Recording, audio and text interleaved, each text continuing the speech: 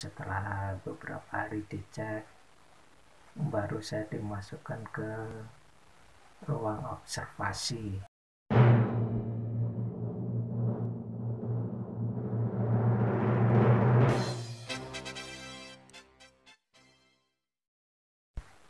Assalamualaikum warahmatullahi wabarakatuh. Selamat datang lagi di channel yang gak asing lagi, itu di Guru Widodo Channel. Semoga di kesempatan yang bahagia ini kita selalu diberi nikmat sehat oleh Allah Subhanahu wa Ta'ala. Amin, amin, amin. Ya Rabbal Alamin. Oke, dalam kesempatan kali ini saya mau nyoba sharing pengalaman saya waktu minta rujukan sampai ke tahap operasi. Karena dari kemarin banyak yang menanyakan, Mas, gimana sih caranya alurnya minta rujukan dari vaskes pertama sampai ke tahap operasi dengan pakai fasilitas BPJS. Oke, saya jelasin mulai dari pertama. Kita bawa kartu BPJS dan KTP ke puskesmas ya, atau vaskes pertama. Nah, di puskesmas itu nanti kita diperiksa kondisi kesehatan kita. Kalau mungkin masih layak untuk ditanganin di vaskes pertama, ya kita mungkin ditanganin dulu ya berapa hari gitu. Kalau waktu itu saya sempat dirawat inap selama 4 hari di vaskes pertama ya, karena kondisi saya udah drop ya, udah nggak ada tenaga. Dari vaskes pertama kemudian setelah 4 hari dirawat inap langsung dikasih rujukan ke rumah sakit. Nah, untuk rumah sakit ini belum rumah sakit yang tingkat kabupaten ya, masih ke tingkat yang vaskes keduanya. Nah, setelah di vaskes keduanya langsung dikasih rujukan lagi ya, karena di vaskes keduanya nggak ada alat untuk tindakan kondisi saya. Kemudian saya dirujuk ke rumah sakit yang tingkat kabupaten. Nah, untuk yang rumah sakit tingkat kabupaten ya emang kebetulan di daerah saya itu ada beberapa pilihan ya di rumah sakit kabupaten, baik dari yang punya pemerintah maupun yang swasta. Nah, kebetulan saya dirujuk ke yang rumah sakit punya pemerintah. Waktu itu saya langsung dirujuk ditanganin ke dokter saraf. Nah, sama dokter saraf saya langsung dikasih tindakan ke ronsen ya, disaranin ronsen.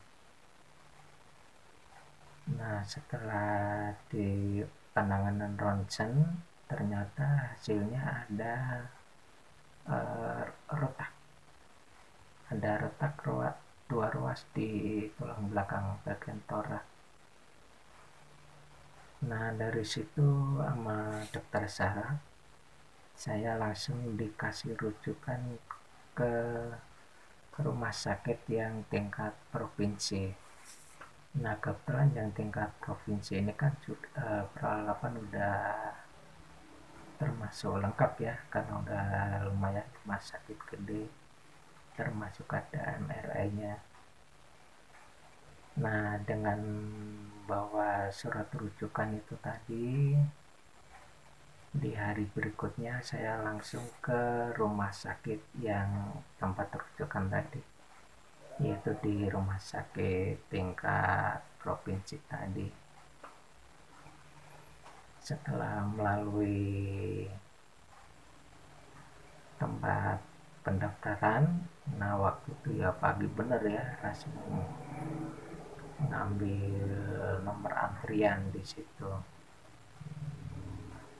Setelah dapat nomor antrian, saya langsung menuju dari loket satu ke loket berikutnya sesuai urutannya gitu.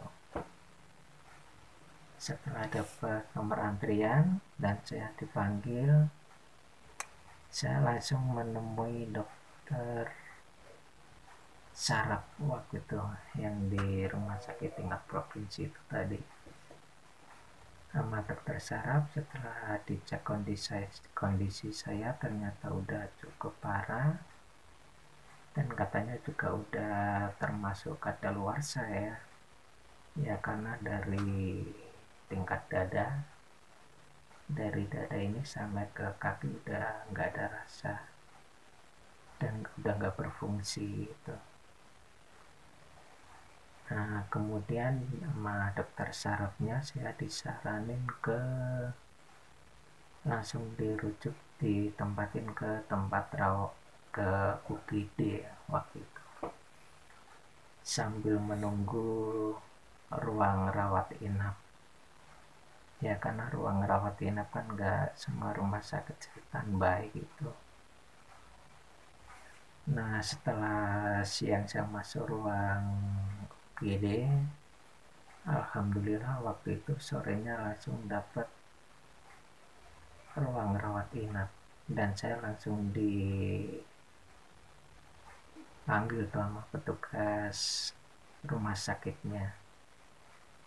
Nah di UGD kan saya juga ditaruh di tempat bed ya badan juga penuh selang. Kemudian saya dibawa ke tempat ya mungkin ronsen atau apa gitu untuk dicek badan saya juga. Nah setelah dicek saya langsung masuk ke ruang rawat inap. Nah di ruang rawat inap ini saya tiap hari ketemu dari dokter saraf, dokter ortopedi, dokter kulit, dokter gizi, berbagai macam dokter spesialis. Alhamdulillah ikut nanganin saya di situ. Hampir tiap hari, tiap jam saya dicek tuh sama asisten-asistennya, hasil keputusannya gimana, kesimpulannya gimana. Nah setelah beberapa hari dicek, baru saya dimasukkan ke ruang observasi untuk mengambil kesimpulan dari beberapa hari saya di